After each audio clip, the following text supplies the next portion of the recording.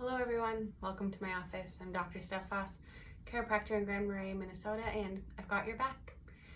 This episode we're going to be talking about a calming breath practice, and usually these videos are a way for you to follow along and sort of do the exercises with me. This one's going to be a little bit more of an explainer because it's really about listening to your body and what's happening on the inside and your own experience, and there's no way for me to know what that is for you. So I'm just going to talk through the parts a little bit. They're written up on my website as well, drstephvoss.com. The first step is to just slow down and feel your heartbeat from the inside. So you can do that by placing a couple of fingers right underneath the curve of your jaw and feeling for the heartbeat there as you sort of work down towards your neck. Maybe 3 fingers, you'll find it. You can feel your heartbeat there. Some people can find their heartbeat in their wrist. You can also just try to get really still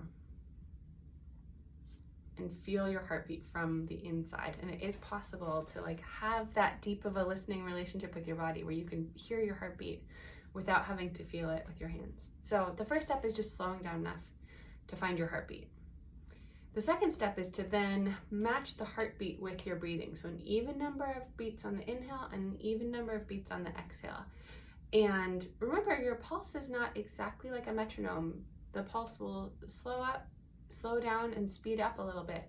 So it's really making sure that the breath and the heartbeat stay together. So if your heart rate speeds up a little bit, your breath, maybe you just want to keep them really closely linked. And a lot of this is about mindfulness and paying attention and slowing down.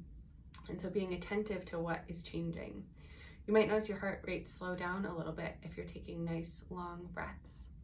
So step 1, find your heartbeat. Step 2, match your breath and your heartbeat. And then the third step is just adding an extra beat or 2, depending on how long the breath is, to that exhale. Having a longer exhale tricks the brain into moving us into more of a parasympathetic, calm, restore, relax mode in the body. And so adding a little bit of a longer exhale is one of the ways that we do that. Now, it shouldn't be really forced or uncomfortable. So you don't want your exhale to be so long that it really drags out or feels uncomfortable.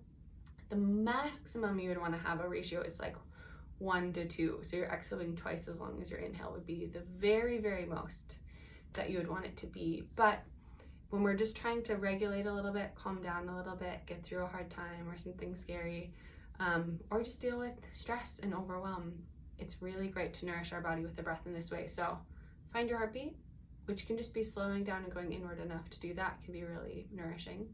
The second is to marry your breath and your heartbeat, link them up.